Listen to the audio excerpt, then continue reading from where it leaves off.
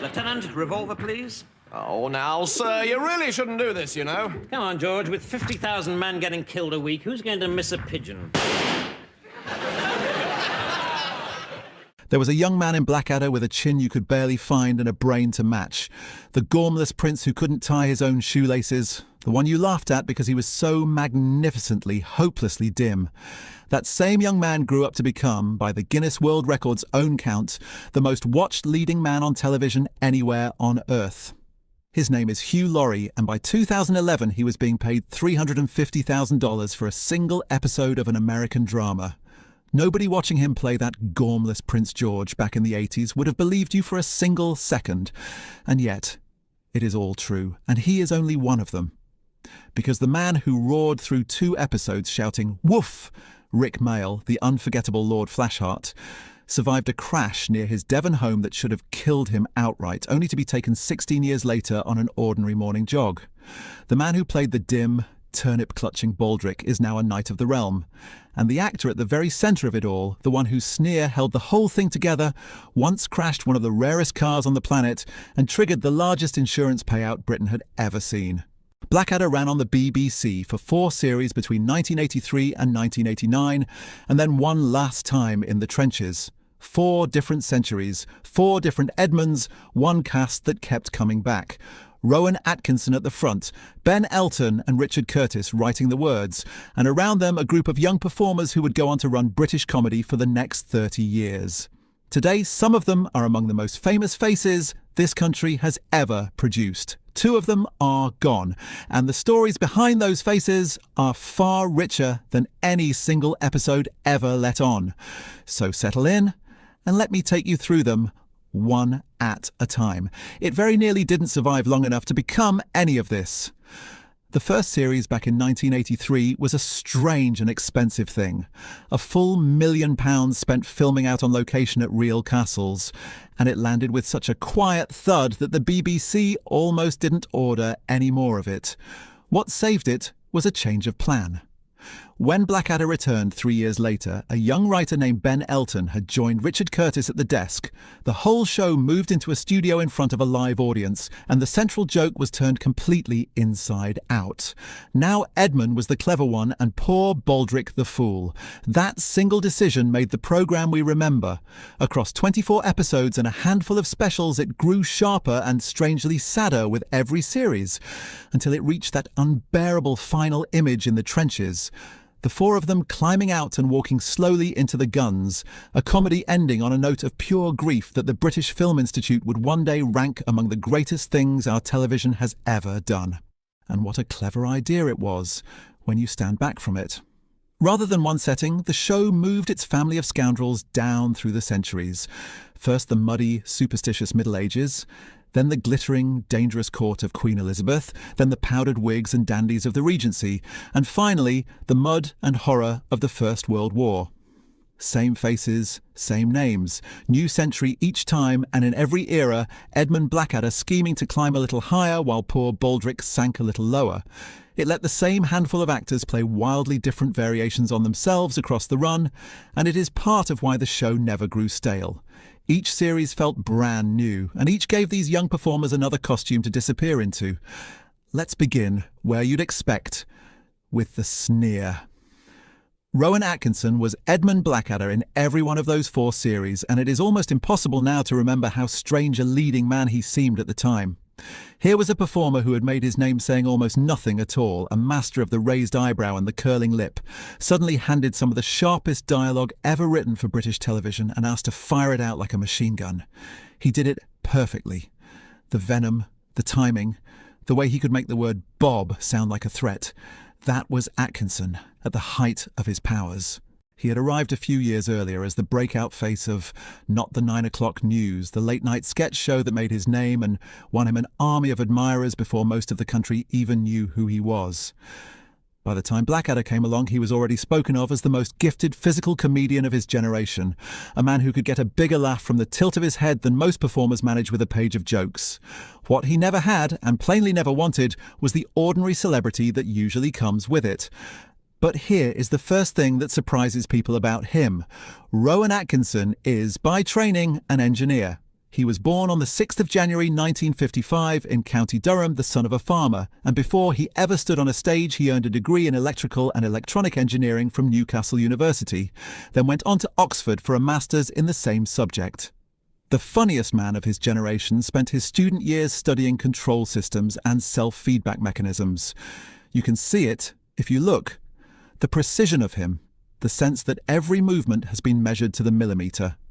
He builds a laugh the way an engineer builds a circuit. And away from the camera, he is famously, almost painfully, quiet. Friends describe a shy man who finds ordinary conversation an effort, who lights up only when there is a character to hide behind. His great private passion has never been performing at all. It has been cars. Fast ones. In 1997, he bought a McLaren F1, one of the rarest and most valuable road cars ever made, and in August 2011 he crashed it near his home. The car caught fire. When the repair bill was finally settled, the insurance payout came to £910,000. At the time, the largest ever recorded in Britain.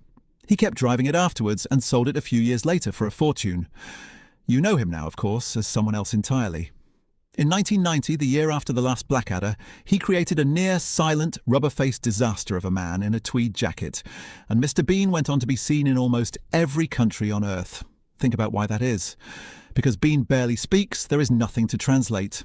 A child in Tokyo or Sao Paulo or Lagos laughs at exactly the same moment as a child in Newcastle, because it is all in the face, the eyes, the walk, the small catastrophes with a turkey or a deck chair. It made Rowan Atkinson, a shy Englishman who had trained as an engineer, one of the most recognisable human beings on the entire planet, without his ever having to say a single word. He turned Bean into feature films that took hundreds of millions of pounds at the box office worldwide, and then into an animated series that introduced him to yet another generation of small children. He built a second comic franchise on top of it, playing the useless secret agent Johnny English across 3 films, a gentle parody of the very James Bond pictures his country is so proud of, and he has never really stopped. As recently as 2022, he was leading a Netflix comedy called Man vs. Bee, and in 2025, a follow-up, still finding fresh ways to fall over a sofa at 70 years of age. He was appointed a CBE in 2013 for his services to drama and to charity. There is a lovely stubbornness in it, a man who could have retired into his beloved cars decades ago, still turning up to make the world laugh. Now 71, Rowan Atkinson remains what he always was, a shy, serious, meticulous man who becomes someone braver the moment the camera rolls. The sneer you loved was engineered, in every sense of the word. And it still works. From the master to his servant, because the second face you need to meet spent the entire series being kicked, insulted and covered in filth, and has ended up with a title in front of his name. Tony Robinson played Baldrick, Blackadder's put-upon dog's body, the man with the cunning plans that never worked and a turnip he loved a little too much. It was a role built entirely on indignity. Baldrick was dirty, dim and devoted, and Robinson threw himself into every humiliation with a commitment that made the character impossible to dislike. For all Blackadder's cleverness, it was often Baldrick you remembered, the small, grubby heart of the whole thing.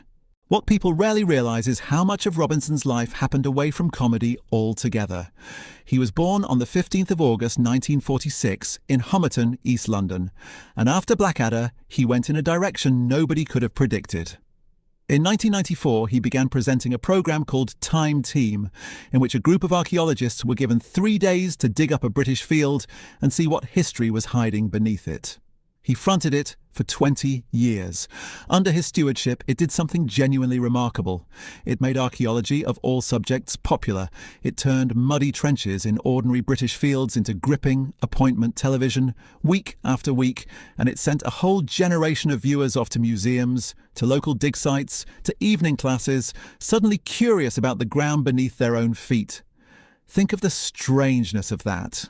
The man who had played the single stupidest character on British television, the boy with the turnip and the dung, became one of the country's most trusted and best loved teachers, the friendly face who taught millions of us to care about our own ancient past.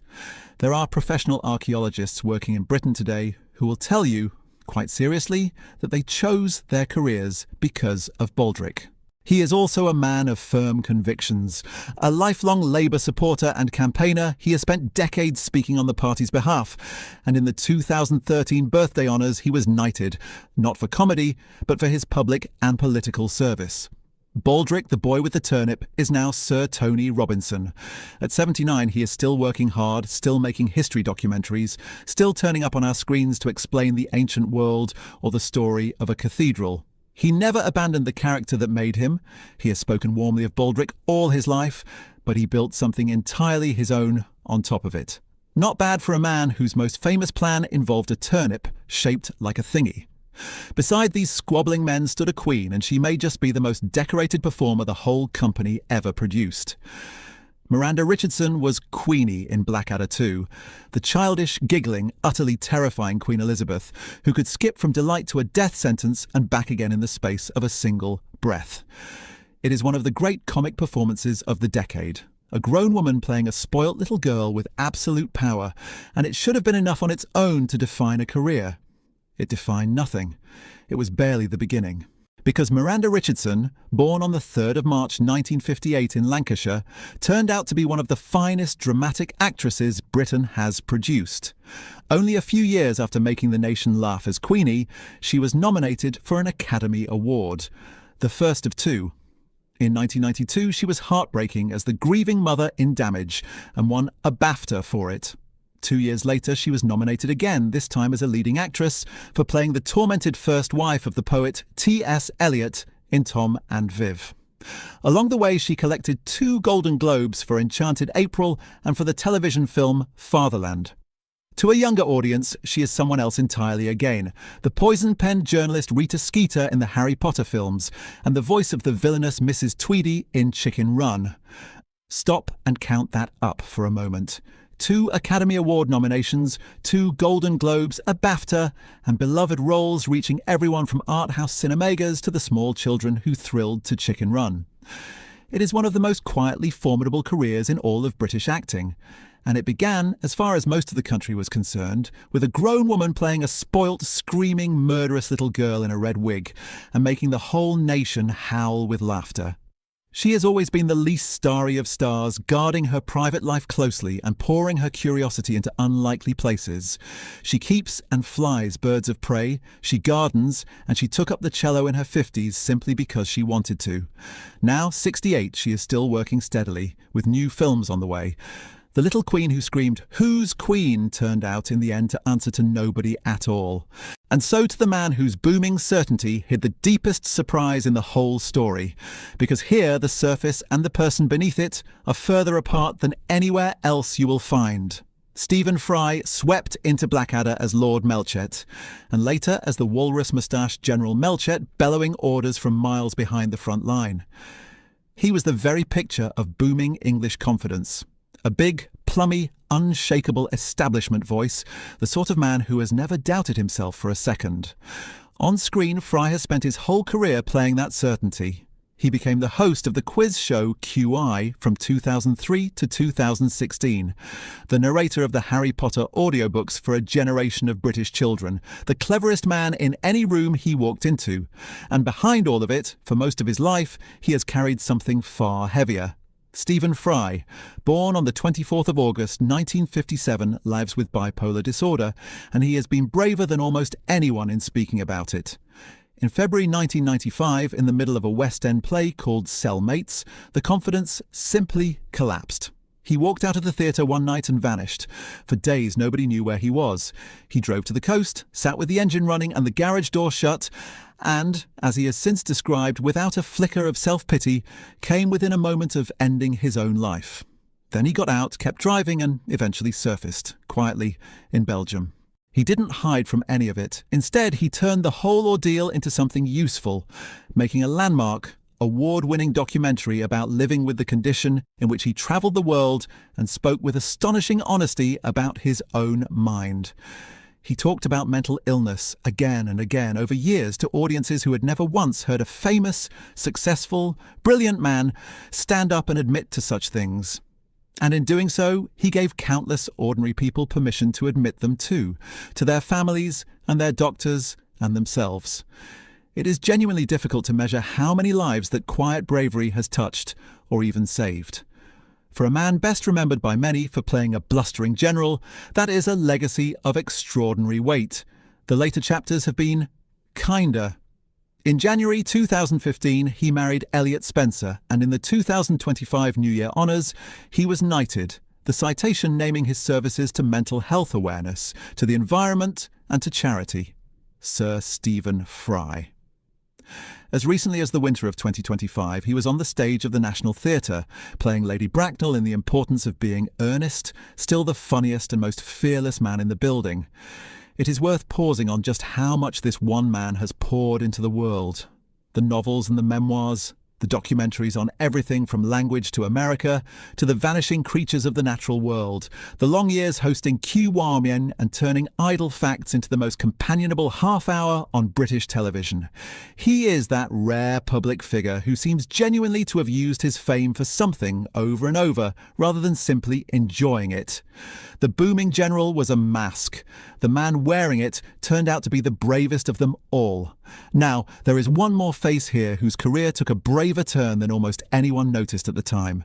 Tim McInnerny was Lord Percy, Blackadder's feeble, feather-headed sidekick, all velvet and vacancy across the first two series. He was very good at it, so good that he could easily have played dim aristocrats for the rest of his life. Instead, when the show moved on to the trenches, he did something quietly remarkable. Rather than come back as Percy a third time, he returned as a completely different creature, Captain Kevin Darling, the prim, put-upon staff officer with the unfortunate name, buttoned to the throat and terrified of the front. It is a far harder performance than it looks, and it ends in one of the most genuinely affecting moments the show ever produced, as Darling is finally sent over the top alongside the men he had spent the war avoiding. Born on the 18th of September 1956 in Cheadle-Hulme, Cheshire, McInnerny went on to build exactly the kind of career that a willingness to change direction earns you. He never let himself be trapped as one thing. He was memorable and moving as Hugh Grant's tactless friend Max in the huge romantic comedy Notting Hill.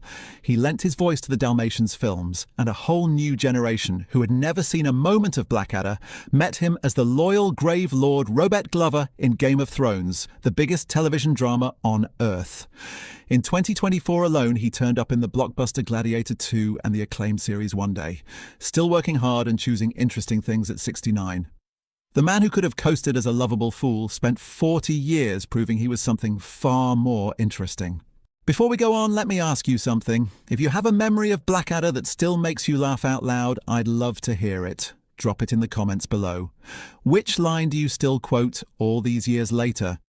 Because the next face is the one that hurts. Rik Mayall only appeared in a handful of episodes, but you have never forgotten him. He arrived as Lord Flashheart in Blackadder 2, kicked the door off its hinges, shouted, "Woof!" and stole the entire series in about 4 minutes flat. He came back in the trenches as Squadron Commander Flashheart, all teeth and swagger and terrible aftershave. He was on screen for a tiny fraction of the total running time, and he is, for many people, the single funniest thing in all of it. That was Rik Mayall's gift. He did not act loud, he was a genuine force of nature, and he could not be contained. He was born on the 7th of March 1958 in Harlow, and by the early 80s he was already one of the most important comedians in the country. To understand how important, you have to remember what came before. British comedy in the 70s had grown cosy and a little tired, and then a whole new generation, Mayall right at the front of it, kicked the doors down. They called it alternative comedy, and it was loud, rude, political, and gloriously alive. He co-created and starred in The Young Ones, the chaotic students' sitcom that felt like nothing anyone had ever seen. A programme so anarchic it seemed to be actively trying to blow the television set apart. It made him famous, and it changed the rules for everyone who followed. And he kept reinventing himself. He played the magnificently vile, scheming Conservative politician Alan Bistard in The New Statesman, a satire so sharp it drew blood and won a BAFTA for it. He teamed up again and again with his great comic soulmate Adrian Edmondson. The two of them had met at university and were inseparable for the rest of Mayall's life. For the beautifully, catastrophically stupid violence of Bottom, two hopeless men knocking 7 bells out of each other in a grimy flat which they toured to packed, adoring theatres for years. A whole strand of modern British comedy, anarchic, physical, fearless, rude, wildly alive, runs straight through the middle of Rik Mayall. Without him, a great deal of what came after simply would not exist. And then, on the 9th of April 1998, near his home in Devon, he had an accident that should have been the end of the story. He was out alone on a quad bike when it flipped. He suffered a fractured skull and bleeding on the brain and was rushed to hospital and placed in an induced coma. For days, his family did not know whether he would live, and when he did wake, he was left with epilepsy that he would manage with medication for the rest of his life. He came back. Of course he came back. He was Rik Mayall, and he often joked in that fearless way of his that he had died and been sent back because heaven couldn't handle him. He was wrong about only the timing. On the 9th of June 2014, at his home in Barnes in West London, Rik Mayall returned from a morning jog on an ordinary summer's day and collapsed. It was a sudden heart attack, and this time there was no coming back, no miraculous recovery, no defiant joke from the hospital bed. He was 56 years old, far too young, with a great deal of mischief surely still in him. He left behind his wife Barbara, whom he had married in 1985, and their 3 children, and he left a hole in the affections of a whole country that had grown up laughing at him. It is a cruel thing that a man who fought his way back from a crash that should have killed him in 1998 and won himself 16 more years should be taken so suddenly and so quietly in the end. The tributes that followed were unlike almost any other, because Mayall had never been merely admired. He had been adored by comedians and by a public who had grown up laughing helplessly at him. He had spent his career playing idiots and monsters and swaggering fools, and every one of them had been lit up by something warm and wild and generous underneath. When you kick a door open the way Flashheart did, you leave a hole in the wall that shape. British comedy has never quite filled it. And something happened at his death that does not usually happen for a comedian. Grown adults who had never once met him wept in the street. The other performers, the very people who understood exactly how hard the thing he did really was, queued up to say that he had been the most fearless of all of them. The one who would try anything, fall off anything, hurl himself bodily at a joke with no thought at all for his dignity or his safety. He had built a whole career out of playing the loudest, rudest, most impossible men you could imagine, and yet everyone who ever worked beside him described the same warm, generous, endlessly kind man underneath the noise. That is a rare thing to leave behind you. He left it everywhere.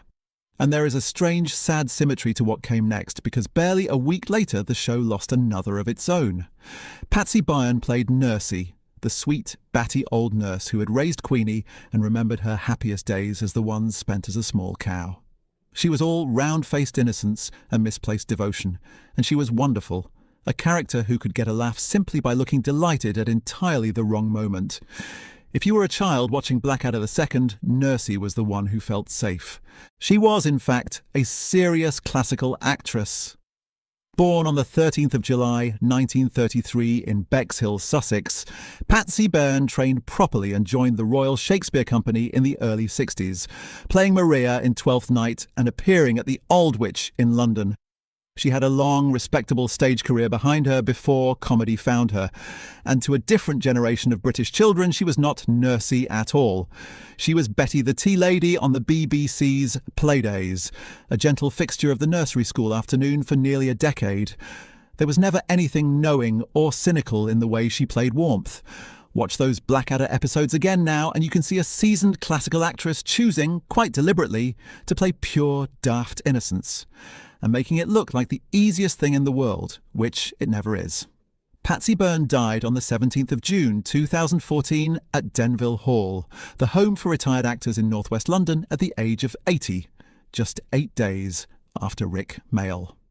2 very different members of the same strange, brilliant company, gone within a week of one another in the same early summer. Nursie was the softest presence the show ever had, and she is remembered, rightly, with enormous affection. Which brings us back, at the last, to the young man we began with, and to the most unlikely rise of them all. I'll be handing you over to the comments in a moment, but before you go, if these classic casts mean something to you, do subscribe. There is a great deal more of this to come, and I'd love for you to be here for it. Now, Hugh Laurie. You met him as an idiot. In Blackadder III, he was Prince George, the fabulously stupid Prince Regent, and in the trenches, he became Lieutenant George, the eager, doomed public schoolboy who never quite understood the war he was in. Laurie played dimness better than almost anyone alive. There was a sweetness to his fools, a wide-eyed decency that made you fond of them, even as you laughed. Watching him then, you would have marked him down as a gifted comic character actor, good for a lifetime of amiable buffoons. You would have been so wrong. Hugh Laurie was born on the 11th of June, 1959 in Oxford, the son of an Olympic gold medal winning rower. And he was very nearly a serious athlete himself. He rowed for Cambridge in the 1980 boat race against Oxford and only gave up elite rowing when glandular fever wrecked a season. It was illness, in a sense, that pushed him toward the Cambridge footlights, where he met a young Stephen Fry and Emma Thompson, and comedy took him instead. For years, he was one of Britain's most reliable and best-loved funny men. He and Stephen Fry had met in the Cambridge footlights and become a double act, writing and starring together in the sketch show A Bit of Fry and Laurie, and then bringing P.G. Wodehouse's beloved characters to life in Jeeves and Wooster. Fry as the unflappable butler and Laurie as the amiable idiot Bertie, the two of them so close and so perfectly matched that audiences thought of them almost as a single act. For most of the 80s and 90s, if you had asked, you would have said Hugh Laurie was a gifted, quintessentially English comic performer and nothing more. And then, in his mid-40s, at an age when most actors' surprises are firmly behind them, he flew to America, put on a limp and a growl, and an American accent so convincing that the producers did not, at first, realise he was English at all. As the story has often been told, he taped his audition in a hotel bathroom while filming another picture abroad, apologising on camera for the poor quality of the light. And it was that rough little tape that won him the part of Dr Gregory House.